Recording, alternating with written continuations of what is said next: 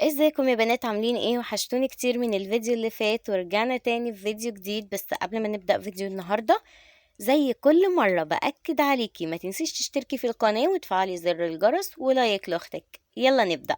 صحيت من النوم طبعا زي ما انتوا عارفين، انا ما بصحاش غير لما بيكون ابني الصغير صاحي. فدخلت عملت كده كوباية لاتيه، قلت عشان افوق بقى. فراح قال لي وانا كمان يا ماما. فضحكت عليه، حطيت له شوية لاتيه صغيرين قوي عشان برضو ما يسهرش، وحطيت له لبن بودر كتير. بس علشان طبعا اللبن البودر يعني افيد ليه. مش عارفه مالي متلخبطه ليه.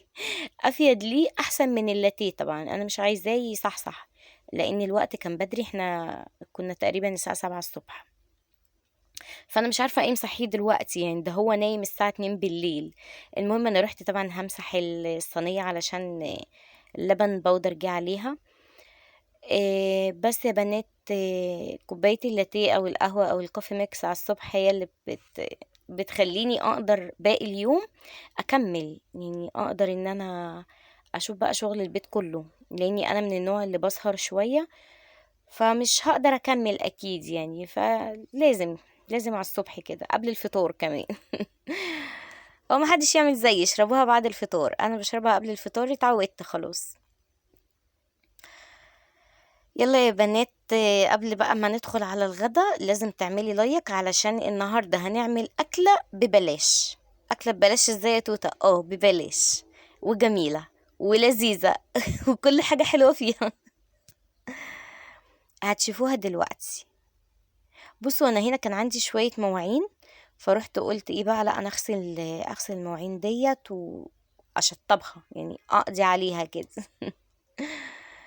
بس زي ما قلت لكم ان المواعين في الحوض هي اللي بتوسخ المطبخ. فانا كنت نايمه بصراحه، يعني ما قدرتش اعملها بالليل عشان مش هكدب عليكم. فاول ما صحيت قبل ما ابدا في الاكل رحت عملتها. قلت ايه بقى، لا المواعين قبل ما اعمل اي حاجه بعد كوبايه اللاتيه على طول. وانا لسه نشيطه كده. غسلتهم معاكم، مرضتش طبعا احطهم في الغساله علشان ايه، انتوا عارفين ان انا بقيت احب اشارككم كل حاجه. وكمان بنشجع بعض يا بنات، يعني انتوا بتشجعوني وانا بشجعكم، يعني اللي عندها مواعين تقوم تغسلها. سامعيني؟ اللي عندها مواعين ما تكسليش، الدنيا لسه ما سقعتش قوي. بس بصوا، على طول مش هياخدوا وقت معانا والحاجة بتخلص، ما لكن لو قعدت مش هتخلص، هيتراكم عليها ومش هتخلص، وانتي اللي هتتعبي، وحاجتك محدش هيعملها لك، واللي هيعملها لك انتي عارفة بيطلع برا. ما شاء الله، ما فيش حد بيشكر ولا حد بيقول كلمة حلوة. يلا يا بنات، بصوا بقى الأكلة اللي ما فيش. ده سمك ايه؟ سمك بسارية. مهما تغسليه وتحطيه في مصفى بقولك لازم هينزل مية حمرا كده مهما تغسلي فيه.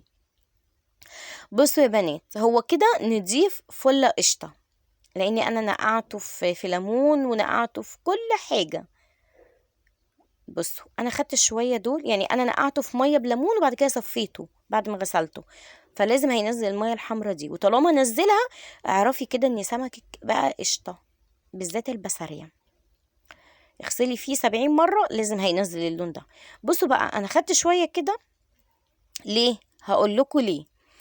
هحط عليهم ملح، تمام، وهحط عليهم معلقة شطة. ليه يا توتة؟ ده انا هخللها. البسارية دي كليها مخللة، ويا سلام بقى لو مقلية هنقليها. ما تستعجلوش على اللي هعمله. بصوا انا كترت ليه شطة عشان احنا بنحب الملوحة مشطشطة شوية. جبت علبة نظيفة ما فيهاش ولا نقطة مية، والسمك بتاعي متصفي خالص. ال2 كيلو يا بنات ب25 جنيه، يعني يعتبر الكيلو ب12 جنيه ونص. عرفتوا انها اكلة ببلاش. بس انا حسيت ان هي قليله، فروحت جبت شويه كمان، قلت لا علشان طبعا ما انا لازم ادوق الحبايب، ما انا مش لوحدي هاكل ملوحه يعني. حطيت عليها شويه شطه، وبرده شويه ملح على قد اللي انا حطيتهم، وهروح حطاهم في العلبه وهديها هبدتين كده عشان تخرج الهواء اللي فيها، مع ان هي بقى فيها هواء من فوق بس مش عايزه هواء من النص.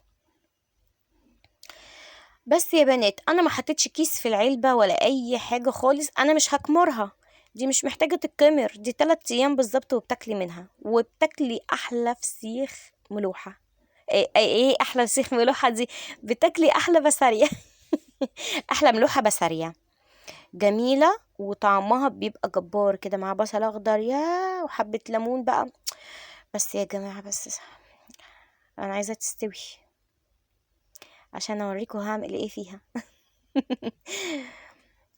بس ههبد هبتدين بس كده، اطلع الهواء، وهحط بقى بتاع نص كوباية زيت كده على الوش، وهسيبها بقى، هقفلها وهوريكم ان الغطا بتاعها محكم، مش هيدخل لها اي هوا.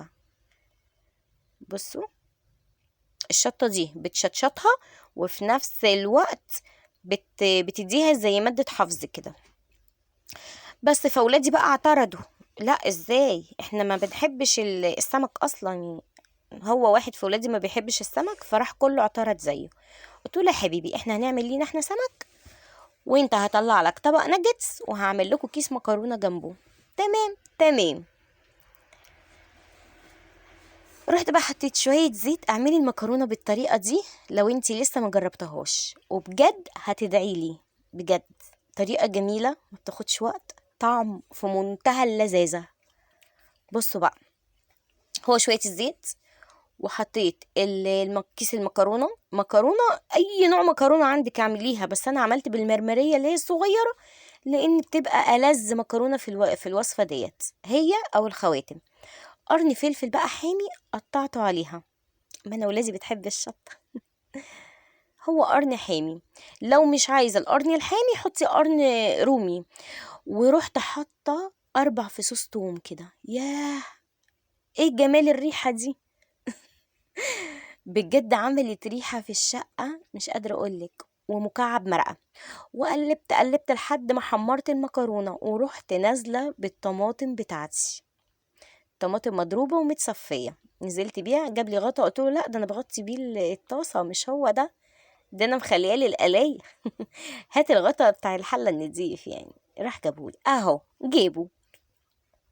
بس ملح بقى وفلفل اسمر، وما تحطيش توابل تاني، ودوقي، عايزه ملح تاني حطي، مش عايزه تمام. هنا بقى انا كنت بقلي البسارية بتاعتي، اللي بصوا عيش عيش. يا توته دي البسارية ما بتتقليش، بس جربي، ما تقوليش ما بتتقليش، جربي وشوفي الجمال. بصوا بحالها كده بشوكها وكليها، ياه ايه ده جميلة جمال مش قادرة اقول لكم. ما هي البسارية مش للتخليل بس، ده انا بصوا بعت جبتها مخصوص علشان ايه، بحبها وجوزي بيحبها. تقريبا العيلة كلها بتحبها ما عدا ابني، يعني هو ما بيحبش السمك عامة. بس يا بنات انا كده بقى هسيبها، لا هشبك 3 في بعض ولا 4 ولا الكلام ده، هي بالواحدة كده وهتطلع بالواحدة. هوريكم، استنى هوريها لكم عاملة ازاي. بس يا بنات المهم بقى انا رحت طلعت طبق ناجتس من الفريزر اللي احنا كنا عاملينه في التفريز، انا لسه في الفريزر في للتفريز باقي حاجات، يعني في عندي لحمة وفي ستريبس، بس انا لسه مش هعملهم دلوقتي، انا كانت طالبة معايا اكل بسارية. بس يا بنات وبعدين احنا لسه بصوا اهو ده طبق الناجتس، وبعدين احنا لسه في معانا كام يوم في الشهر، فايه هينفعونا في الايام الجايه يعني، لان احنا طول الشهر بيبقى ايام الازمات.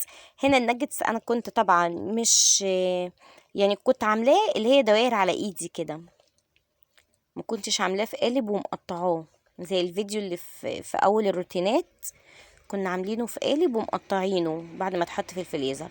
لا ده انا كنت عاملاه على ايدي. بس يا بنات وقلت بقى ايه هم ياكلوا مكرونه وناجتس، مع اني كلت معاهم برضو ناجتس. طماعه شويه انا، لا كانت عجباني ريحته وطعمه كان حلو، فاخدت وحدايه كده 2 الله اعلم مش فاكره. بس الحاجة لما بتعمليها في البيت بتبقى موفرة جدا وبتبقى ألذ من حاجة بره. فقلت وانا شغالة كده ادخل على أوضة الولاد اصورها لكم بعد ما خلصت تنظيف اللي هو مش تنظيف، لا، تطليع الهدوم الشتوي. كنت خلصت دولابهم خالص، فرحت بقى فرشت لهم الأوضة وقلت لهم بقى عيشوا وتعايشوا. بصوا يا بنات، انا هنا طالما دخل فصل الشتاء بفضل طول النهار حاطة البطانية كده، بفضل فرشاها كده على المرتبة. ليه بقى؟ عشان لما ولادي يجوا يناموا، بصوا بقولكوا حتى في الدور اللي فوق انا برضو عاملة كده، عشان لما الولاد يجوا يناموا، بصوا طلعت لكم فوق عشان اوريكم ان انا عاملة كده، يلاقوا يا بنات الملاية دافية ما تبقاش ساقعة، فما يسقعوش اول ما يجوا يناموا. بس يا بنات، ورحت بقى ايه، خلصت اوضة الولاد وفرشتها لهم. ده كله وانا بعمل الاكل. بصوا لقيت ضرفة الدولاب مفتوحة، رجعت تاني عشان اقفلها. بس خلصت كده خالص ورحت طفيت لهم النور، رشيت لهم معطر، قلت لهم بصوا بقى وديتكم خلصت. وادي الغدا يا بنات، ادي المكرونه وجمالها وحمارها العسل والبسارية اللي بس تتقرقش كده. ورز حبه وحبه عملته اللي هي واحده واحده. ده طبق بسارية تاني، وطبعا والنجتس وفلفل مخلل وجرجير، وكان اليوم فل يا فل. تمام، كانت غدوة قصدي فل يا فل. يلا يا بنات، اللي لسه مشتركش في القناة يشترك دلوقتي حالا ويفعل زر الجرس ولايك لاختك. وانا زي ما قلت لكم انا بحب اهزر في كلامي، اللي متقبل كده تمام، مش متقبل يقول لي عشان ابطل معاكم هزار. بس انا بحب اهزر. بس يا بنات اشوفكم على خير في فيديو جديد. سلام.